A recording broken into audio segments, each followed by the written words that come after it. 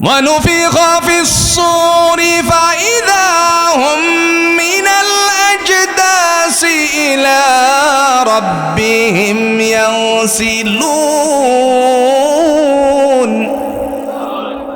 قالوا يا ويلنا من بعثنا من مرقدنا هذا ما وعد الرحمن وصدق المرسلون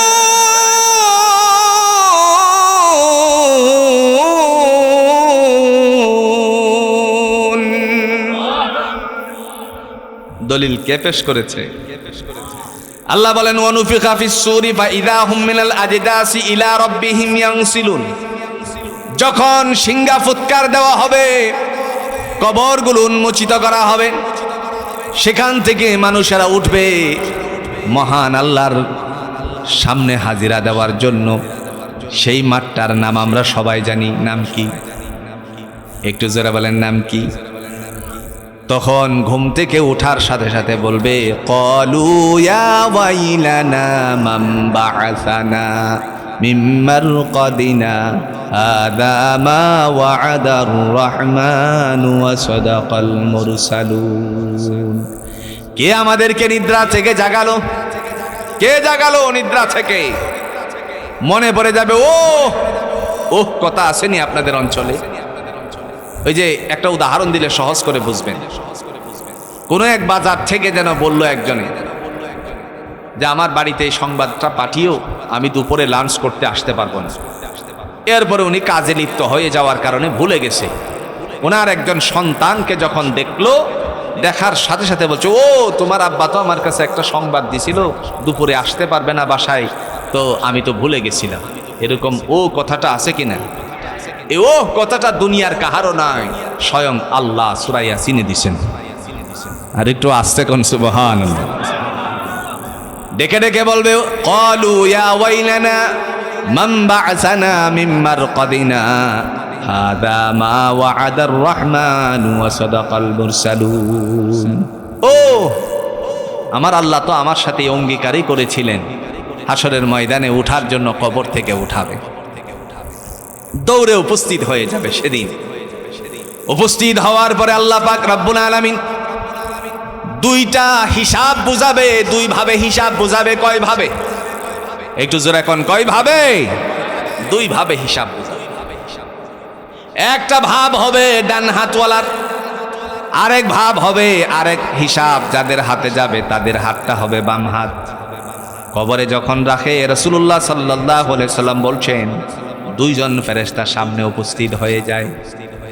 তার প্রশ্ন করার জন্য দুজন ফেরেশতা উপস্থিত হলে তাকে কবরে রাখার পর যুবকও দুইজন ভেষ ধারণ করে দাঁড়িয়ে থাকে। একটা হলো মাথার পাশে, আরেকটা হলো পায়ের পাশে।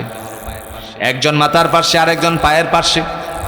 পায়ের পাশের ফেরেশতার নাম হলো সালাত, মানে যিনি যুবকের ভেষে দাঁড়ালো, এই যুবকের নাম কি? জোরে কোন, নাম কি? হ্যাঁ, দুনিয়ার নামাজ। আল্লাহ যুবকের ভেষ ধারণ করিয়েছে। ডাক দিয়া বলে তুমি এখানে কে, কি তোমার পরিচয়? পরিচয় পেশ করার আগে এই অবস্থায় যুবক ডাক দিয়ে বলে তোমাদের দায়িত্ব তোমরা পালন করো, ততক্ষণ পর্যন্ত আমরা আমাদের সাথীদেরকে ছেড়ে যাব না, তারে আমরা ছেড়ে যাব না যতক্ষণ না পর্যন্ত আমার আল্লাহ জান্নাতের ফায়সালা না করবে।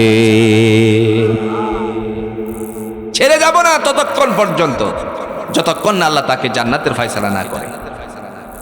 এই মুহূর্তে আল্লাহর কাছে তারা চলে গেল, গিয়ে বলছে আল্লাহ, যেই যুবক পায়ের পাশে দাঁড়িয়ে আছে অথচ তুমি বলছো নীরবে প্রশ্ন করার। আল্লাহ বলেন প্রশ্ন করো তার সামনেই। পরিচয় জানতে চাইলে বলল রাতের বেলায় আমার বান্দা আমারে রাত থেকে জাগ্রত হয়ে, ঘুমের ঘর থেকে জাগ্রত হয়ে আমি যখন আমার নবীকে বলছিলাম কুমিল লাইলা ইল্লা কালিলা, রাতের কিছু অংশ আমি আল্লাহর জন্য দাঁড়ান, আমার বান্দাই এই কথা মানতে গিয়ে, কোরআনে মানতে গিয়ে দাঁড়িয়েছিল। এই অবস্থায় আমি তার জন্য আজকের দিনে যুবকের ভেষ ধারণ করালাম। আল্লাহ পাক রব্বুল আলামিনের বান্দা এই কথা যখন ফেরেশতাকে বলে দিল, তাফসিরে তাবারি জাফর ইবনে জারির রাহমাতুল্লাহ আলাইহি বললেন ফেরেশতা যখন আল্লাহর কাছ থেকে এই কথা শুনল, শোনার সাথে সাথে আল্লাহ পাক রব্বুল আলামিন বলে, আমার বান্দা আমারে হেফাজত করছে, আমার জন্য নিবেদিত হয়েছে, আমার জন্য সালাত আদায় করছে, ঘোষণা দিয়েছিল তার নামাজ আমার জন্য, এই কারণে আমি আল্লাহ আজকের দিনে তার জান্নাতের ফায়সালা, জান্নাতুল ফেরদাউসের ফায়সালা করে দিলাম। সুবহানাল্লাহ। এখন তার আমলনামা আসেনি? কথা কন নাকি? আমলনামা আসেনি? লেখার জন্য ফেরেশতা আসেনি? নাম কি ভাই? এই যে দুই কাঁধে আছে কিনা কন? আল্লাহ ফেরেশতা দিয়েছে। দলিল আছে? কথা কয় না। দলিল আছে? আল্লাহ দলিল পেশ করেন। কিরামান কাতিবিনা ইয়ালামুনা মা তাফআলুন। কিরামান কাতিবিনা ইয়ালামুনা মা তাফআলুন।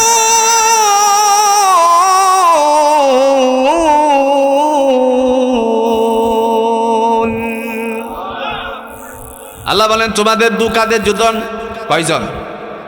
দুজন সম্মানিত ফেরেশতা দ্বয় ফিটিং দেওয়া হয়েছে, কি করো আর না করো সব কিছু লিপিবদ্ধ করার জন্য। হাসরের মাঠে উপস্থিত হলে পরে আল্লাহ সেদিন ডাক দিয়ে বলবেন, যাদের ডান হাতে আমলনামা চলে গেছে তোমরা কতই না সৌভাগ্যবান। সুবহানাল্লাহ বলেন। কেমনে বলবে দেখেন, আল্লাহ এইভাবে বলবে, فأما من أوتي كتابه بيمينه فسوف يحاسب حسابا يسيرا। যাদের ডান হাতে আমলনামা চলে গেল তাদেরকে কোনো হিসাব নাই, বিনা হিসাবে আমি জান্নাতুল ফেরদাউসে পৌঁছাইয়া দিলাম। এই কথাটা বলা মাত্রই একটা দৌড় মারবে। কি মারবে? একটু জোরে কর না, কি মারবে? দৌড় মারবে। এবার দৌড়টা দে। দৌড় দেওয়ার সময়ে দলে দলে দিবে, একজন দুইজন করে না, দলে দলে। আল্লাহ এইভাবে বলছেন, যারা দুনিয়াতে আমারে ভয় করে, আমার হুকুম পালন করছিলে, আমি তোমাদেরকে এইভাবে জান্নাতের ভিতরে ঢুকাবো। দলিল আছে? কথা কর না কে? দলিল আছে? সূরাতুজ জুমার হচ্ছে দলিল। ফাসিকাল্লাযীনা ইত্তাকাউ রাব্বাহুম ইলাল জান্নাতি যুমারা হাত্তা ইযা জাউহা ওয়া ফুতিহাত আবওয়াবুহা ওয়া ক্বালা লাহুম খাযানাতুহা وقال لهم خزنتها سلام عليكم طبتم فادخلوها خالدين।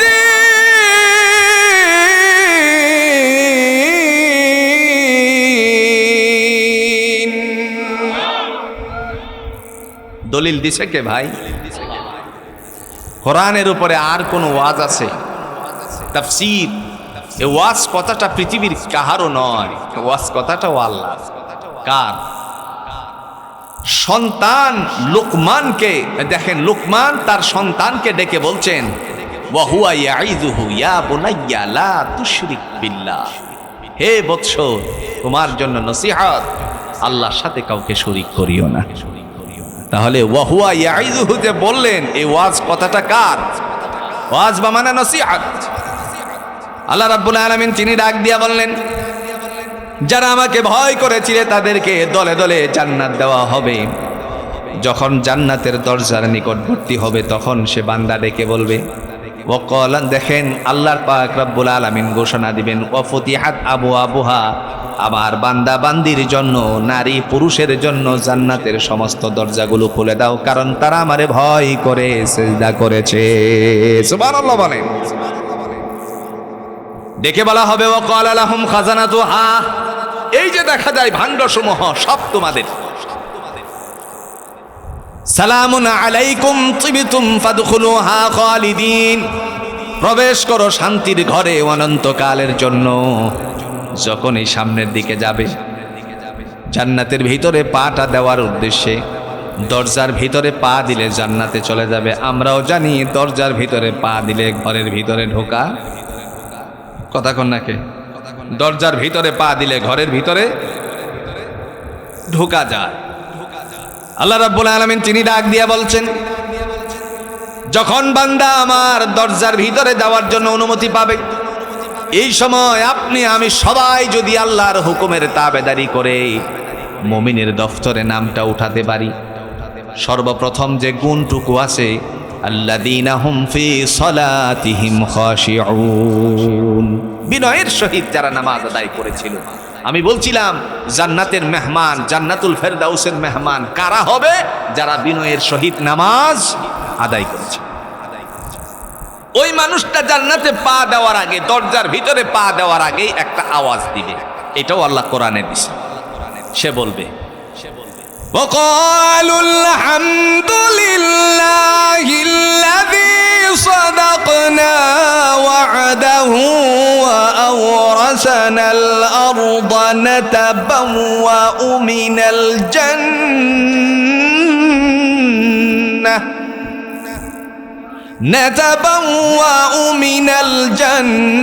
الجنة حيث نشاء فنعم أجر العاملين।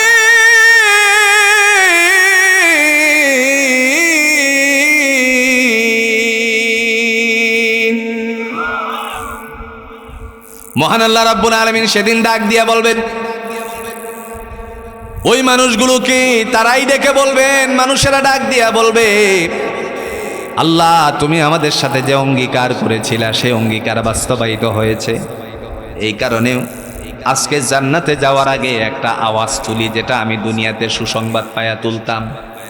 মনে করেন ছেলে গোল্ডেন প্লাস করেছে, আপনি শোনার পরে কি পড়বেন? একটু জোরে কন্যা কি পড়বেন? বিদেশের সৌদি আরবে আকামা পাই নাই 3-4 মাস 5 মাস চলে গেল, হঠাৎ করে আকামা পাইছে, কি পড়বেন? দুনিয়াতে আলহামদুলিল্লাহ পড়েছেন, হাঁচি মারলে পড়েছেন, মনে পড়ে যাবে আল্লাহর কাছে কথা, আল্লাহ গো দুনিয়াতে আমি অনেকবার আলহামদুলিল্লাহ পড়েছি, নামাজে গিয়ে সালাতে গিয়ে পড়ছি আলহামদুলিল্লাহি রব্বিল আলামিন। এই কথাগুলো তোমার প্রশংসা করেছি, জান্নাত দিছো, জান্নাতে ঢোকার আগে আমি আরেকবার প্রশংসা করতে চাই। বান্দা বলবে ওয়াকালুল হামদুলিল্লাহ, সমস্ত প্রশংসাগুলো আল্লাহ তোমার। প্রশংসাকার প্রশংসা সবই কেবল তোমারি, প্রশংসা সবই কেবল তোমারি, রব্বুল আলামিন। দয়ালু মেহেরবান করোনা অপুরান, দয়ালু মেহেরবান করোনা অপুরান, আর কেউ নেই তুমি মালিক শেষ বিচারের দিন, শেষ বিচারের দিন। প্রশংসাকার দেখে বলবে ওয়াকালুল হামদুলিল্লাহ, সমস্ত প্রশংসা আল্লাহ তোমার। আল্লাযী সাদাকনা ওয়া'দাহু ওয়া আওরাসানাল আরদা নাতাবাওয়াউ মিনাল জান্নাতি হাইসু নাশা, অঙ্গীকার করেছিলে তোমারে মানলে, তোমারে ভয় করলে, তোমার হুকুম পালন করলে জান্নাত দিবা। আজকে সমস্ত অঙ্গীকার বাস্তবায়িত হয়েছে, এই কারণে আমি পড়ে নিছি আলহামদুলিল্লাহ। আল্লাহ পাক রব্বুল আলামিন বলেন, জান্নাতুল ফেরদাউসের মেহমান তারাই হবে যারা দুনিয়ার জমিনে প্রথম নাম্বার কাজ করছে। কি জোরে জোরে কি করেছে? এরপর আল্লাহ রাব্বুল আলামিন ডাক দিয়া বলেন, ওয়াল্লাযীনা হুম আনিল লাগবি মুরিদুন, তারাও হবে 2 নম্বরে জান্নাতুল ফেরদাউসের মেহমান। ওই মানুষগুলো কারা? যারা অনাত্মক কথা থেকে, মিথ্যা কথা থেকে নিজেকে দূরে সরাইছিল। কথা কন্যাকে মেট্রো রেল ছাত্র জনতার বিক্ষোভের কারণে যখন স্টেশনগুলো ভাঙ্গা হলো, ওই সময়টুকুর মধ্যে যারা বক্তব্য দিয়েছিল এত 100 কোটি টাকা লাগবে মেরামতের, কথা কন্যাকে, কারণ ভাঙ্গা হলে যত রাস্তা ভাঙবে, ভাঙলেই তাদের লাভ, কারণ এরাই নিজেরাই মেয়াদ উত্তীর্ণ আপনার ফিসের ঢালাই দিছে, কারণ ভাঙলে আরেকটা বাজেট হবে, এখান থেকে খেতে পারবে। কথা বল না কেন? হারে খাইতে খাইতে শেষ। 93-92 দেখছেন,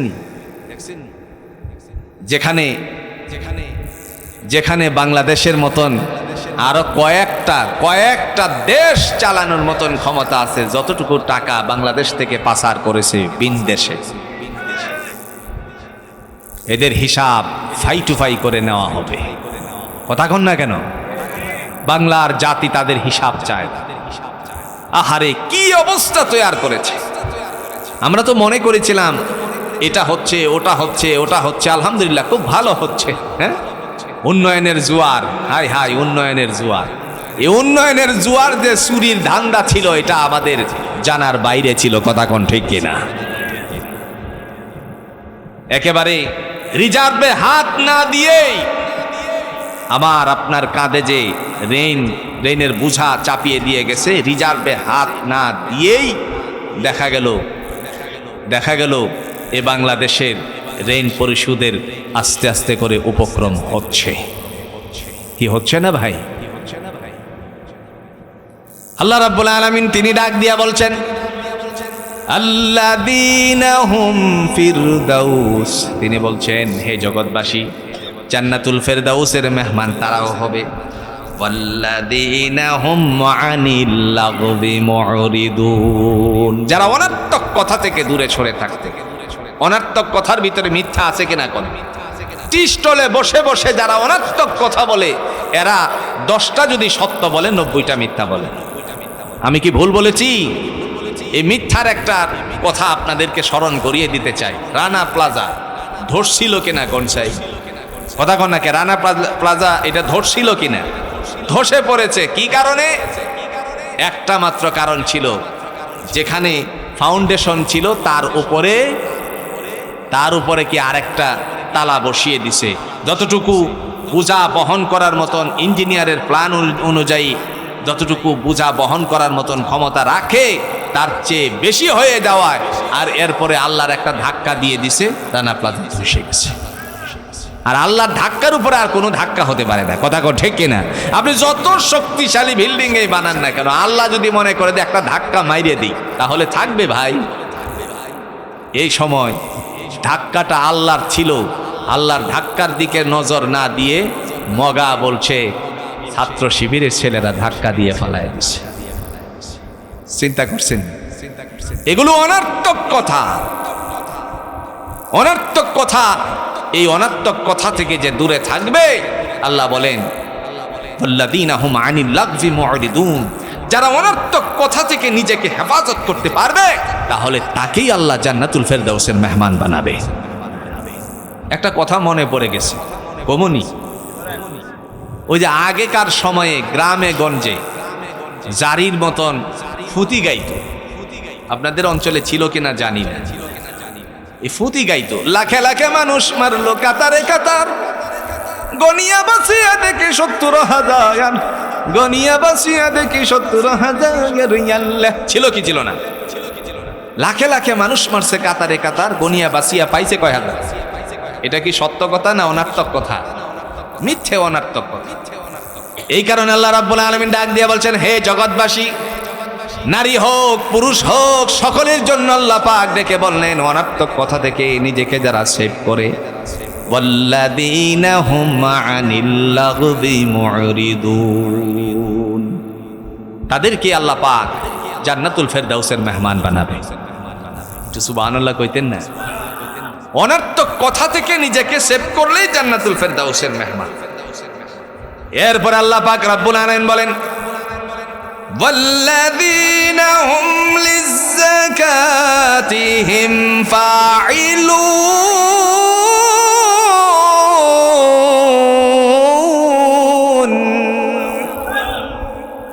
মহান আল্লাহ পাক বলেন, জান্নাতুল ফেরদাউসের মেহমান 3 নম্বরে তারা হবে যাদেরকে আমি সম্পত্তি দিয়েছিলাম, তারপরে তারা যাকাত দিছে।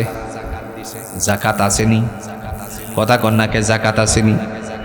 1 বছর খেয়ে দিয়ে এক বছর খেয়ে দে, তারপরে যদি কাহারো কাছে 7.5 ভরি স্বর্ণ কিংবা 52.5 ভরি রূপা অথবা তদানুযায়ী মূল্য থাকে, 52.5 ভরি রূপার দাম মনে করেন, এমত অবস্থায় আজকের দিনে হিসাব লাগালে পরে 52 থেকে মনে করেন 60,000-এর ভিতরে হতে পারে বা 70,000-এর ভিতরে হতে পারে। 70,000 টাকা যদি এক বছর খেয়ে দিয়ে কাহারো ঘরে থাকে, তার উপরে 2.5% জাকাত দেওয়া ওয়াজিব, জাকাত দেওয়া ফরজ। সুবহানাল্লাহ বলতেন না? এই যে তার জন্য আল্লাহ জাকাতের নির্ধারিত করে দিয়েছেন। জান্নাতুল ফেরদাউসে ওই মানুষ যেতে পারবে যারা জাকাত আদায় করেছে। নবী আরবি সাল্লাল্লাহু আলাইহি ওয়াসাল্লাম বলেন, সম্পত্তির জাকাত যারা দেয় নাই, মৃত্যুর পরে হাসরের মাঠ যেদিন কায়েম হবে, তার গলার মধ্যে আগুনের একটা লোহার জিঞ্জির, আগুনের জিঞ্জির তার গলার মধ্যে ঝুলিয়ে দেওয়া হবে, শিকল বেঁধে দেওয়া হবে। বান্দা চিৎকার করতে থাকবে, সেই সময় তার কাছ থেকে এই কথাগুলো নেওয়া হবে। সে বলবে, আল্লাহ আমি তো জাকাত দেই নাই। যারা তাদেরকে দেখবে, দেখার পরে বলবে, বন্ধু তুমি তো অনেক ধন সম্পত্তির অধিকারী ছিলে, তোমার এই হালত কেন? ডেকে ডেকে সেদিন সে বলবে, আমার ধন সম্পদের জাকাত দেই নাই। এবং কিছু সংখ্যক মানুষের তার গাল থেকে গোশতগুলোকে ছড়িয়ে নেওয়া হবে। এগুলো যখন আশ্রে নেওয়া হবে, মানুষেরা বলবে, তোমার গালের গোশতগুলো কোথায় গেল? সেই সময় সে বলবে, আমি জাকাত দেই নাই, শুধু নিজে খাইছি, পরিবারে খাওয়াইছি। আমার বাংলার জমিনে জাকাত দেওয়ার মতন উপযুক্ত মানুষ জুড়ে কোনটা কম না বেশি? আরে ভাই, 70,000 টাকা ঘরে থাকলেই তো তার জাকাত দেওয়া ফরজ। কোরআনের যত জায়গায় আপনি নামাজের কথা পাবেন, সাথে সাথে জাকাতের কথা আছে। কিসের কথা? একটু জোরে এখন, কিসের কথা? যত জায়গায় সালাতের কথা পাবেন, নামাজের কথা পাবেন, সাথে সাথে জাকাতের কথা আসছে। আকিমুস সালাহ ওয়া আতুজ যাকাত, নামাজ কায়েম করো, যাকাত প্রদান করো। কে বলছেন? একটু জোরে এখন না, কে বলেছেন? যাকাত প্রদান করো, আল্লাহ বলেছেন। এরপরে আল্লাহ পাক রব্বুল আলামিন বলেন, 4 নম্বরে তারা জান্নাতুল ফেরদাউসের মেহমান হবে। তারা কারা? ওয়াল্লাযীনা হুম লিফুরুজিহিম হাফিযুন।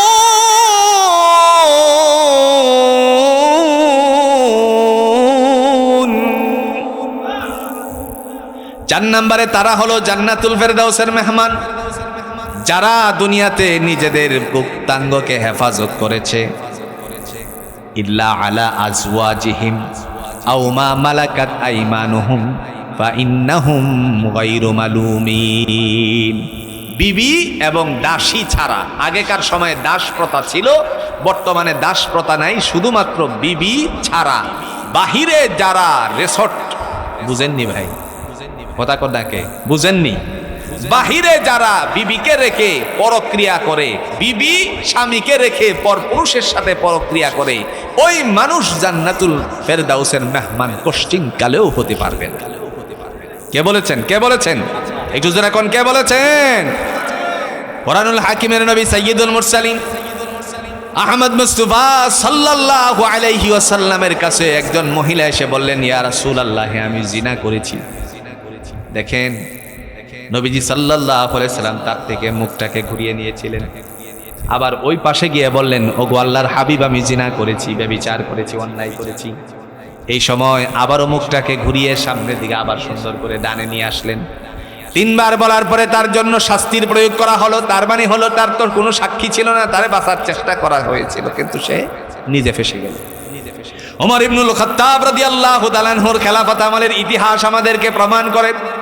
তাফসীরে তাবারিতে আবু জাফর ইবনে জারীর রাহমাতুল্লাহি আলাইহি তিনি বর্ণনা করেছেন, যখন এই কথা চলে আসলো, ওমরের সন্তান জিনা করছে, ব্যভিচার করছে, নিজের সন্তানের উপরে আল্লাহর হুকুম পালন করতে গিয়ে তারপরে পাথর নিক্ষেপ করেছেন, আঘাত করেছেন।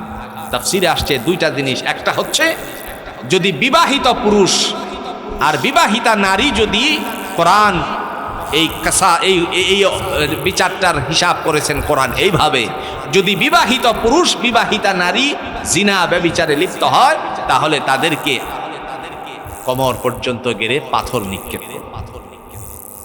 আর যদি বিবাহিত পুরুষ না, অবিবাহিত হয়, অবিবাহিত নারী হয় তাদের জন্য আরেক হিসাব।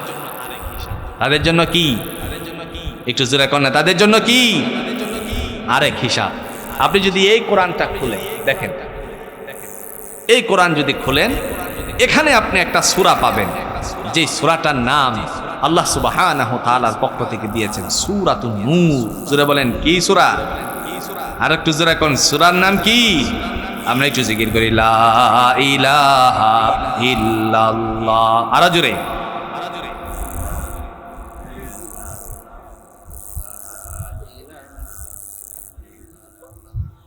জোরে জোরে লা ইলাহা ইল্লাল্লাহ সুবহানাল্লাহ আলহামদুলিল্লাহ লা ইলাহা ইল্লাল্লাহ। জোরে জোরে সুবহানাল্লাহ আলহামদুলিল্লাহ লা ইলাহা ইল্লাল্লাহ লা ইলাহা ইল্লাল্লাহ লা ইলাহা ইল্লাল্লাহ লা ইলাহা ইল্লাল্লাহ মুহাম্মাদুর রাসূলুল্লাহ সাল্লাল্লাহু আলাইহি ওয়াসাল্লাম।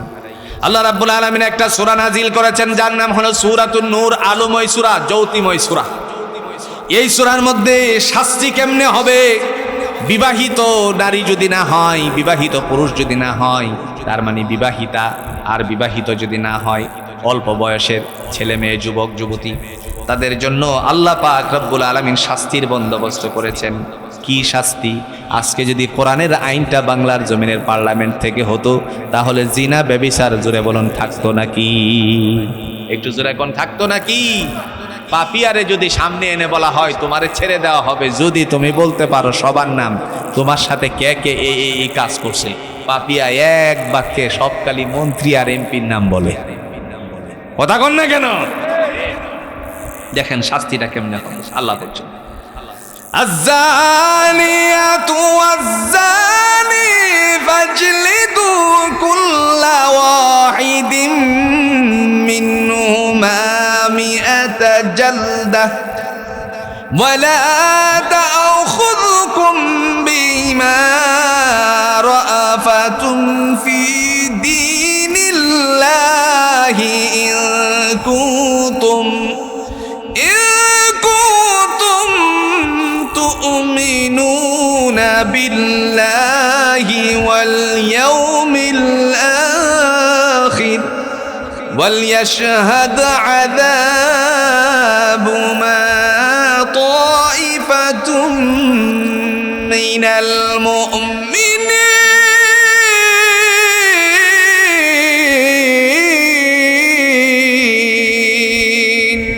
আল্লাহ রাব্বুল আলামিন দুইজনের শাস্তির বন্দোবস্ত কেমনে করতে হবে তাও দিলেন, কারণ রাষ্ট্র কেমনে চালাতে হবে কোরআন আমাদেরকে শিক্ষা দিয়েছেন। তার মানে হলো কোরআনের মধ্যে জুড়ে বলুন তো রাজনীতি আছে কিনা? আস্তে কইন, শূন্য লাইব দিল্লির থাকিয়া, আর একটু আস্তে কোন। জীবন ভর তো শুনে আসছেন মৌলবীরা রাজনীতি করবে কেন? আরে রাজনীতি তো মৌলবীরা করে না, আল্লাহর কোরআনে শিখাইছে। আইন প্রণয়ন কেমনে করবে, আইন কেমনে জারি করবে? আল্লাহ বলেন বিবাহিত পুরুষ না, বিবাহিতা নারী না, তাদের বিচার ফাজলিদু কুল্লা ওয়াহিদিন মিনহুমা মিআতা জালদা, ওদেরকে 100 বেত্রাঘাত করতে হবে। জোরে বলুন কয়শো? আর 100 বেত্রাঘাত করতে গিয়ে যেন তোমাদের দয়ার উদ্রেক না হয়। একটু সহজ করে বলছি, এলাকার সবচেয়ে ধনী মানুষ, সম্মানিত মানুষ, মাতবর মানুষের ছেলে অন্যায় করলে তার আরে দূর এই ছেলে বেলে বয়স তো এরকমই, কথা কন না? না ভুল কইছি? আরে এই বয়সে একটা কিছু করেই নাকি? কিন্তু গরিবের ছেলে যদি এই সমস্ত কাজ করে, অন্যায় করে, তাহলে সবাই সমাজের ডাক দিয়ে, সবাইকে ডাক দিয়ে তারপরে বিচার করে।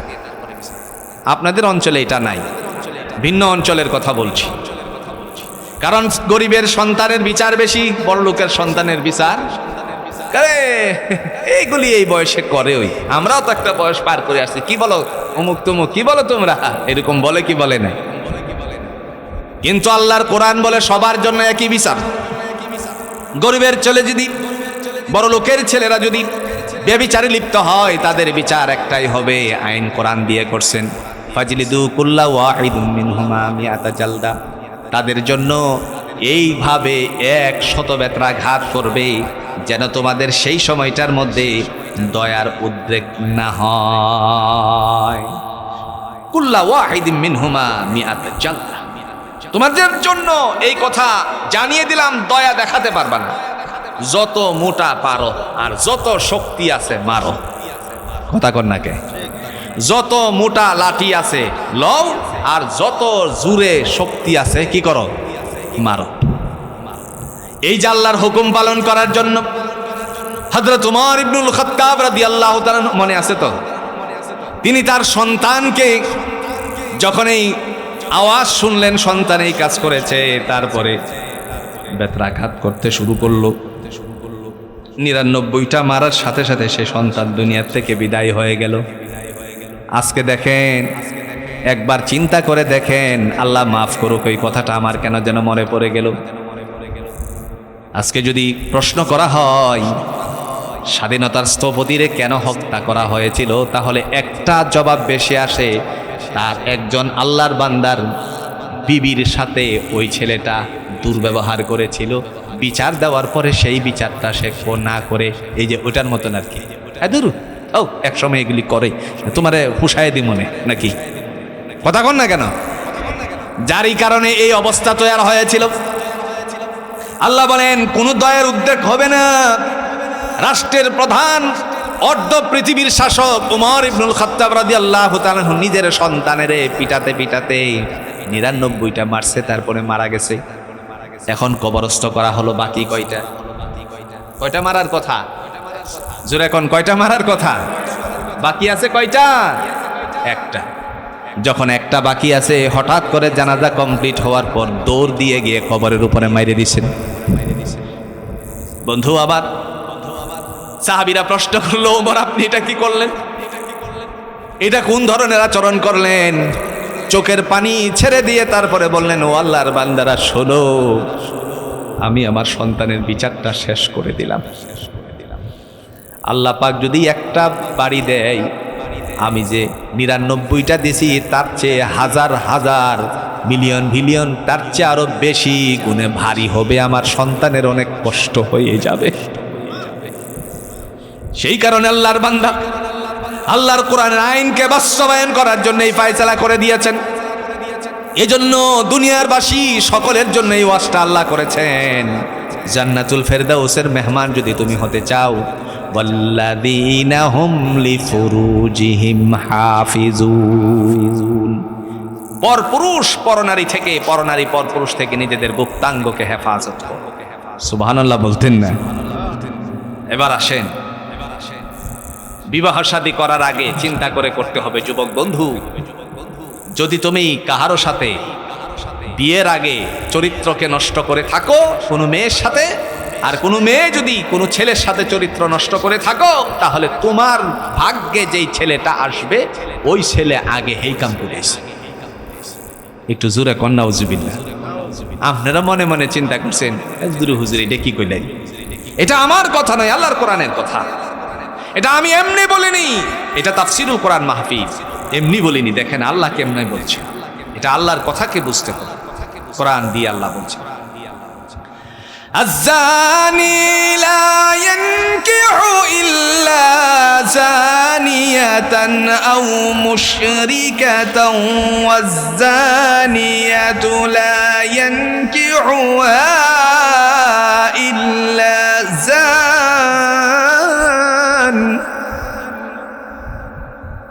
لا ينكحها إلا زان أو مشرك وحرم ذلك على المؤمنين.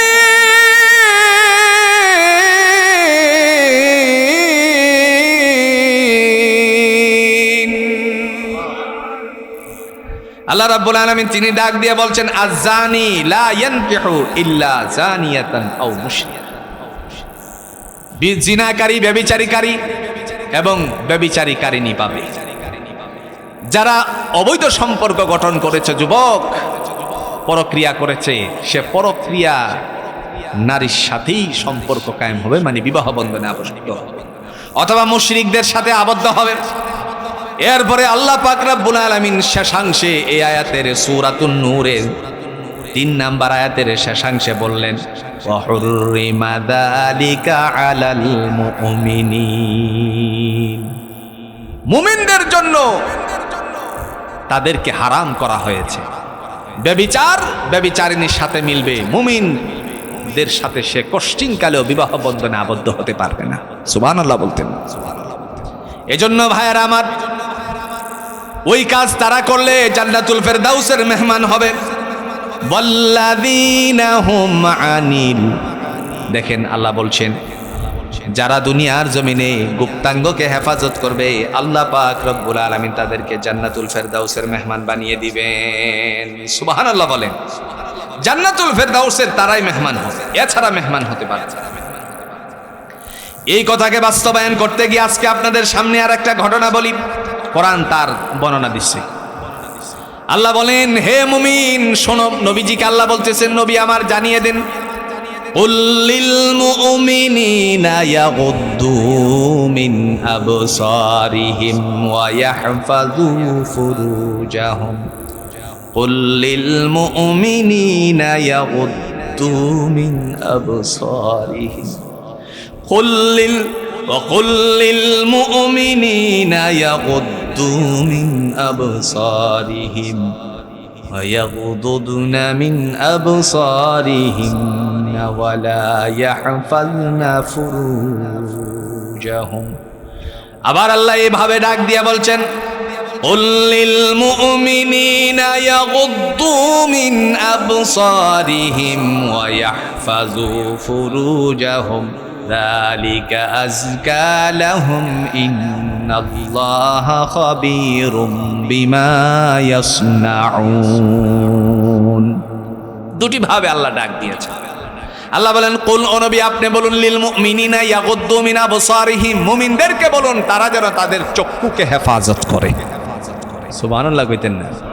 ওয়াল্লাযীনা হুম লিফুরুজিহিম হাফিজুন, জান্নাতুল ফেরদাউসের মেহমান তারাই হবে যারা দুনিয়াতে গুপ্তাঙ্গ পরনারী থেকে পরপুরুষ, পরনারী পরপুরুষ থেকে হেফাজত করবে। সুবহানাল্লাহ। রাসূল আপনি তাদেরকে, মুমিনদেরকে বলুন, ইয়াগুদ্দু মিন আবসারিহিম, তারা যেন তাদের চক্ষু হেফাজত করে। পৃথিবীতে চক্ষুই সবচেয়ে সমস্যার কারণ, ঠিক কিনা কর? আর যদি আমরা নুসরাতের কথা স্মরণ করি, মনে আছে কি আপনাদের? কথা কন না কে, মনে আছে? নুসরাত নামে এই যে ফেনী সোনাগাজীর যাকে হত্যা করা হয়েছিল পুড়িয়ে, নুসরাতের কথা যদি আমরা স্মরণ করি, মিন্নির কথা যদি আমরা স্মরণ করি, মিন্নির কথা আপনাদের মনে আসেনি? যারে কারাগারে আছে, এখনো কারাগারে। যদি নুসরাত আর মিন্নির কথা স্মরণ করি, মিন্নি তার স্বামীরে অন্য পরপুরুষের দ্বারা মারাইছে, কারণ তার পরপুরুষের সাথে সম্পর্ক ছিল। তার চোখ নষ্ট হয়েছে, তার স্বামীর চেয়ে আরেকটা পুরুষ ভালো লাগছে চোখ দিয়ে। কথা কন ঠিক কিনা? আগে নষ্টকারী কি? একটু জোরে এখন কি? চোখ। নুসরাতকে পুড়িয়ে দেওয়া হয়েছে, তার কারণ হলো তার চোখের মধ্যে সমস্যা হয়েছে। চোখ তারে বলছে এর আক্রমণ কর, এ যদি তোর প্রস্তাবে রাজি না হয়। এরপরে দেখা গেল এই কর্মকাণ্ড ঘটে গেল। তার মানে 1450 বছর আগে, 1450 বছর আগে আল্লাহ পাক রব্বুল আলামিন সূরাতুন নূরের 30 নম্বর আয়াতের মধ্যে বলছেন, মুমিনদেরকে নবী আমার আপনি বলুন, ইয়াগুদ্দু মিন আবসারিহিম, তারা যেন তাদের গুপ্তাঙ্গ হেফাজত করে। সুবহানাল্লাহ বলেন। এর ব্যাখ্যা দিতে গিয়ে আল্লামা সুদ্দী রহমাতুল্লাহ আলাইহি লেখেন, মনে পড়ে গেল সেই ঘটনা। বড় একজন মুহাদ্দিস ছিল, যার নাম ছিল হযরত আব্দুল্লাহ, যার নাম দুনিয়ার জমিনে এতটাই প্রকাশিত হয়েছিল, এত ভাবে মানুষ তারে চিনত, যার সম্পর্কে কবিতা রচনা করেছিল জাতি। ইদা সারা আব্দুল্লাহ মিম্মারউ লাইলাতান সারা আনহা নূরুহা ওয়া জামালুহা, যেদিন আব্দুল্লাহ আমাদের গ্রাম ছেড়ে চলে গেল, সেদিন আমাদের গ্রাম থেকে নূর, আলো, হেদায়েত সব চলে গেছে। এত বড় মুহাদ্দিস ছিলেন। আল্লাহর বান্দা যখন হজ করতে গেলেন, বিদায়ী তওয়াফ করে বেরিয়ে আসবেন, এই সময় দেখলেন, মুহাদ্দিস সাহেব দেখলেন, হায় হায় রে, চাদর মোড়া দিয়ে একেবারে ঠ্যাংগুলো মোড়া দিয়ে কে যেন শুয়ে আছে। কাছে গেছেন, কাছে গিয়ে বলতে লাগলেন একটু ধাক্কা দিব কিনা। মনে মনে চিন্তা আসলো, হারি কোরআন তো আমারে নিষেধ করছে, কারণ উনি তো মেয়ে হতে পারে অথবা পুরুষও হতে পারে, চাদরের নিচে তো দেখা যায় না। কাছে গিয়ে চিন্তা করলেন কি করা যায়, রাসূলের সুন্নাহ বাস্তবায়ন করলেন। তিনি বলছেন আসসালামু আলাইকুম ওয়া রাহমাতুল্লাহ। যদি জীবিত হয় তাহলে তো আওয়াজ আসবেই, আর আওয়াজ থেকে ধরে নেওয়া যাবে ছেলে না। সুবহানাল্লাহ কইতেন না। সাথে সাথে মেয়েলি কণ্ঠে আওয়াজ আসলো, সালামের উত্তর আসলো, কিন্তু এইভাবে তো উত্তর হওয়ার কথা না। সালামের উত্তর তো আমরা জানি ওয়া আলাইকুমুস সালাম ওয়া রাহমাতুল্লাহি ওয়া বারাকাতুহু, কিন্তু এটা বললেন না। না বলে বলছেন সালামুন কাওলাম মির রাব্বির রাহিম।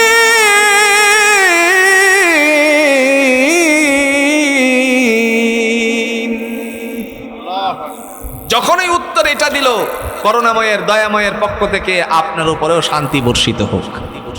মুহাদ্দিস সাহেব আশ্চর্য হয়ে গেল। মুহাদ্দিস সাহেব চিন্তা করলেন, হাই হাই বলে কি, এই মহিলা তো ডেঞ্জারাস মহিলা, তার ভিতরে তো অনেক জ্ঞান গরিমা আছে। কাছে জিজ্ঞেস করলেন, ও আল্লাহর বান্দি, আপনি যে এখানে পড়ে আছেন, আপনার সাথীরা কোথায়? তিনি কোরআন থেকে জবাব দিলেন মাইয়ুদিলিল্লাহু ফামা লাহু মিনহা। আমার সাথী সঙ্গীতের থেকে আমি বঞ্চিত হয়ে গেছি। মানে এটা বুঝাইলেন আল্লাহর কোরআন দিয়ে। আল্লাহ যাকে পথভ্রষ্ট করেন তাকে পথ দেখানোর আর কেউ নেই।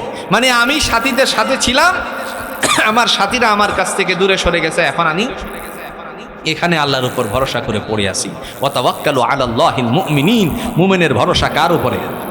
একটু জোরে কন্যা, মুমিনের ভরসা কার উপরে? আল্লাহর উপরে। এই সময়টুকুর মধ্যে আল্লাহর বান্দা চিন্তা করলেন, না জানি আপনি কয়দিন যাবত এখানে পড়ে আছেন, কিছু খাইছেন গো? কথা বুঝছেন নি? আপনাদের গাজীপুরের ভাষা কি? ওগো বইনে কিছু খাইছেন নি? আসেনি ভাইয়ে কিছু খাইছেন? এবার ডাক দিল, কিছু খাইছেন? হ্যাঁ। তিনি উত্তর দিলেন, আল্লাহর পক্ষ থেকে আমার জন্য খাদ্যের বন্দোবস্ত করা হচ্ছে। সুবহানাল্লাহ বলতেন না? কয়দিন এখানে পড়ে আছেন? কয়দিন? মহিলা আল্লাহর বান্দি কোরআন দিয়ে জবাব দিয়ে বলছেন সালায়ালিন সাবিয়া। 3 দিন 3 রাত গত হয়ে গেল আমি এখানে পড়ে আছি। হাই হাই কোন কি? তো 3 দিন 3 রাত গত হয়ে গেছে আপনি এখানে পড়ে আছেন। তারপর তিনি জিজ্ঞেস করলেন, আপনার বাড়ি কই গো? সুবহানাল্লাহ বলতেন না? আপনার বাড়ি কই? উত্তরে আল্লাহর বান্দি কোরআন থেকে জবাব দিলেন, যদিও অর্থ এটা না, কিন্তু মর্মার্থ বুঝিয়েছেন। সুবহানাল্লাযী আসরা বিআবদিহি লাইলাম মিনাল মাসজিদিল হারামি ইলাল মাসজিদিল আকসা ইলা আখিরিল। মহিমান্বিত সেই সত্তা যার তারই বান্দাকে মসজিদে হারাম থেকে মসজিদে আকসা পর্যন্ত ভ্রমণ করিয়েছেন। তার মানে বুঝালেন, আমি মসজিদে হারামের মধ্যে আছি, আর আমার বাড়ি হলো জেরুজালেম, বাইতুল মুকাদ্দাসের কাছে, ফিলিস্তিনে। সুবহানাল্লাহ বলেন। চলেন আপনাকে একটু আগায় দিয়ে আসি, সাথী সঙ্গী যেহেতু না, একটু সহযোগিতা করি। তিনি কোরআন থেকে জবাব দিয়ে বলছেন, যে মানুষকে উপকার করে আল্লাহ তার জন্য উপকারের বন্দোবস্ত করে। এরপরে চাদরের নিচ থেকে বেরিয়ে আসছে। এতক্ষণ পর্যন্ত চাদরের নিচেই গল্প চলতেছে, থেকে গল্প চলতেছে। যখন বেরিয়ে আসছে দেখে হাই হাই 80 ঊর্ধ্ব বয়স। নারীর বয়সটা কতটুকু হবে?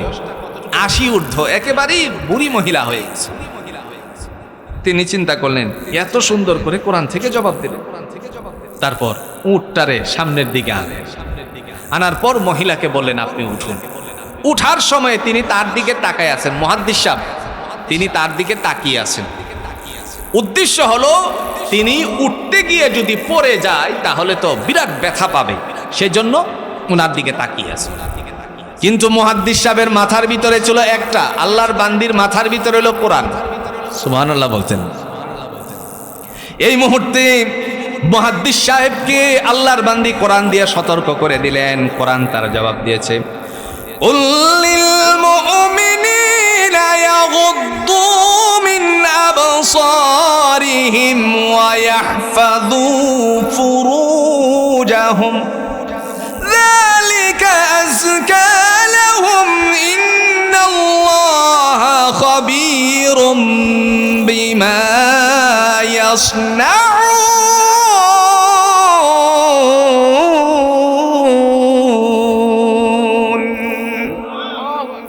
কুল ও নবী আপনি বলুন, লিল মুমিনিনা ইয়াগুদ্দু মিন আবসারিহিম, মুমিনদেরকে বলুন তারা যেন তাদের চক্ষুকে হেফাজত করে, চক্ষুটা যেন হেফাজত করে, ওয়া ইয়াহফাজু ফুরুজাহুম, এবং তারা যেন তাদের গুপ্তাঙ্গকে হেফাজত করে। সুবহানাল্লাহ। এই মুহাদ্দিস সাহেব তাকায়া যে আমার দিকে আসেন, আল্লাহ কি আপনাকে বলছেন জানেননি?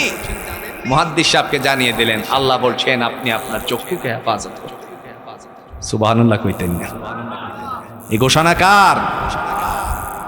এরপরে আল্লাহ রাব্বুল আলামিন ডাক দিয়া বলেন, ও জগৎবাসী শোনো, তোমাদের জন্য ফাইসালা হলো।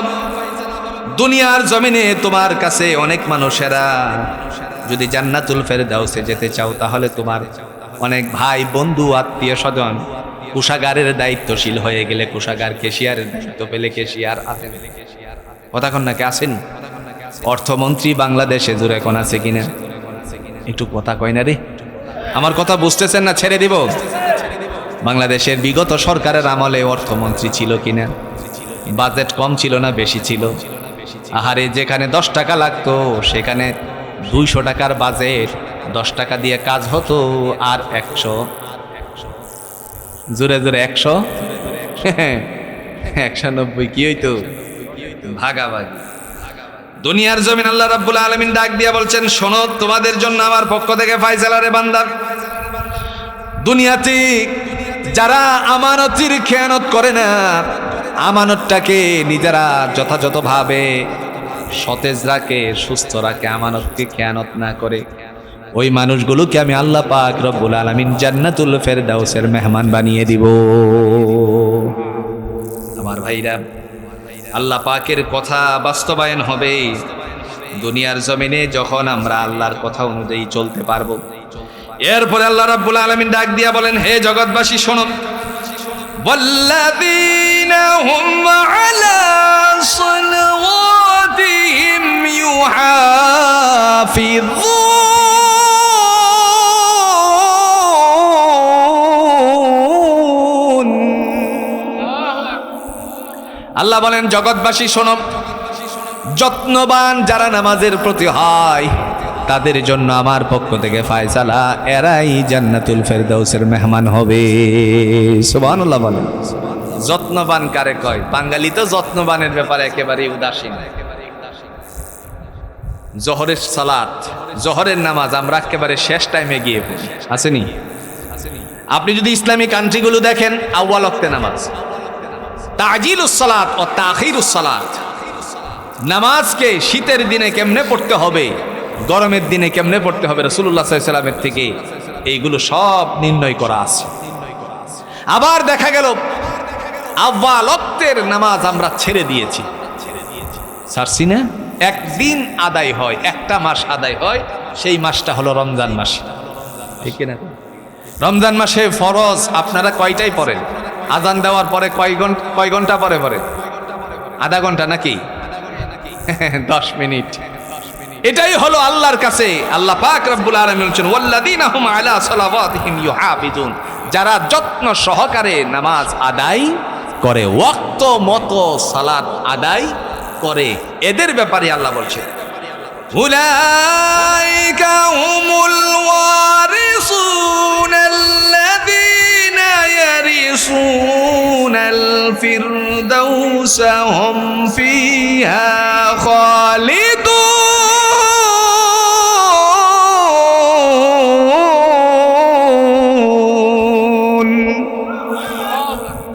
আল্লাহ রাব্বুল আলামিন তিনি ডাক দিয়া বলছেন, তারা হলো আমার পক্ষ থেকে ওয়ারিসি পাওয়ার যোগ্য। উলাইকা হুমুল ওয়ারিসুন, তারাই হলো বন্টন নামা পাওয়ার যোগ্য। বাবা মারা গেলে স্ত্রীর এবং সন্তানেরা, জুড়ে বলুন তো, পরিত্যক্ত সম্পত্তির ওয়ারিশি পায় কি পায় না? আল্লাহ বলেছেন যারা এই কাজগুলো করবে এরা আমার ওয়ারিশি পাবে। আমার ওয়ারিশিটা কি? আল্লাহ পাক রব্বুল আলামিন বলেন আমার ওয়ারিশিটার নাম হলো জান্নাতুল ফেরদাউস। যারা জান্নাতুল ফেরদাউসে যেতে চাও তারা যেন এই ওয়ারিশির ভাগীদার হতে চাও, তারা যেন সুন্দর করে এই কাজগুলো আদায় করো। সুবহানাল্লাহ বলেন। তাহলে আজকের এই তাফসীরুল কোরআন মাহফিল থেকে আমরা কি বুঝলাম? প্রায় 2 ঘন্টা আজকে আমরা কি বুঝলাম? যারা জান্নাতুল ফেরদাউসের মেহমান হতে চায় তাদের জন্য এই গুণগুলো থাকা প্রয়োজন। কয়টা গুণ? 7টা গুণ। কয়টা গুণ? 7টা গুণ। এই গুণগুলো থাকার প্রয়োজন। প্রথম নাম্বার গুণ হলো আল্লাযীনা হুম ফি সালাতিহিম খাশিউন, যারা বিনয়ের সহিত নামাজ আদায় করে। দ্বিতীয় নাম্বার গুণ হলো দুনিয়ার জমিন আল্লাহ বলছেন ওয়াল্লাযীনা হুম আনিল লাগবি মুরিদুন, যারা অনর্থক কথা থেকে নিজেদেরকে হেফাজত করে। 3 নাম্বার গুণ আল্লাহ বলছেন ওয়াল্লাযীনা হুম লিযাকাতিহিম ফাইলুন, যারা সম্পত্তির মালিক, যাকাত দেওয়ার উপযুক্ত, এরা যেন যাকাত আদায় করে, যারা তারা জান্নাতুল ফেরদাউসের মেহমান হবে। 4 নম্বরে আল্লাহ বলেন ওয়াল্লাযীনা হুম লিফুরুজিহিম হাফিজুন, যারা নিজেদের গুপ্তাঙ্গকে হেফাজত করে, পরপুরুষ পরনারী থেকে, পরনারী পরপুরুষ থেকে, এরাই জান্নাতুল ফেরদাউসের মেহমান হবে। সুবহানাল্লাহ বলতেন। 10 নম্বর আল্লাহ বলেন যারা আমানতের খেয়ানত করে না ওই সমস্ত মানুষগুলো জান্নাতুল ফেরদাউসের মেহমান হবে। আল্লাহ বলেন ওই সমস্ত মানুষগুলো জান্নাতের মেহমান হবে যারা তাদের কৃতকর্ম, যারা পরনারীর কাছে না গিয়ে নিজেদের স্ত্রী ছাড়া অন্যত্র কোথাও এদিক ওদিক ছোটাছুটি করে মানুষ, এক কথায় গাজীপুরের ভাষায় সুট্টামি করে। কথাটা বুঝছেন না? এটা গাজীপুরের ভাষা না? সুট্টামি করে না, এরা জান্নাতুল ফেরদাউসের মেহমান হবে। আর 7 নম্বরে জান্নাতুল ফেরদাউসের মেহমান তারাই হবে যারা নামাজের ব্যাপারে যত্নবান, গাফেল না, ওয়াক্ত মতো সালাত আদায় করে। তাহলে আমরা বুঝলাম আজকের এই তাফসীরুল কোরআন মাহফিল থেকে 2 দিন ব্যাপী তাফসীরুল কোরআন মাহফিলের উদ্বোধনী দিনের প্রথম দিনে আমরা বুঝলাম জান্নাতুল ফেরদাউসের মেহমান হতে হলে নারী পুরুষ এই 7টার উপরে আমল করতেই হবে। যদি আমল করে আল্লাহ বলেন এরা হলো আমার কাছ থেকে ওয়ারিশি পাওয়ার যোগ্য, আর এই ওয়ারিশিটার নাম হলো জান্নাতুল ফেরদাউস। সুবহানাল্লাহ। আল্লাহ আমাদের সবাইকে দিন বুঝে আমল করার তৌফিক দান করুক, সকলে বলুন আমিন। ইসলামী যুব কল্যাণ পরিষদকে আল্লাহ পাক রব্বুল আলামিন কবুল করুক, সকলে বলুন আমিন। আজকের এই তাফসীরুল কোরআন মাহফিলে আপনারা যেভাবে স্বতঃস্ফূর্তভাবে এসেছেন, আগামীকালকে আমার ভাই ডক্টর আবুল কালাম আজাদ ভাষার তিনি যখন আসবেন, বাসার ভাই আসবেন, আপনারা একজন আরো 3 জনকে নিয়ে আসবেন। রাজি আছেন তো ইনশাআল্লাহ? স্বতঃস্ফূর্তভাবে যেন এই তাফসীরুল কোরআন মাহফিল সার্থক হয়, আল্লাহ তাআলা সেই কবুল আর মঞ্জুরিয়তের কাতারের মধ্যে তাদেরকে দাঁড় করাক, সকলে বলুন আমিন। প্রিয় ভাইয়ের আমার, আজকে যেহেতু আগামীকালকে আরও সময় দিতে হবে, সেজন্য আর বেশি নয়, প্রায় 12:26 বেজে গেছে। এই জন্য আমাদেরকে আগামীকালের জন্য প্রস্তুতি নিয়ে যেন আবারও আসা যায় সে চিন্তা মাথায় নিয়ে আজকের মতন এখানে শেষ করছি। ওয়া আখিরু দাওয়ানা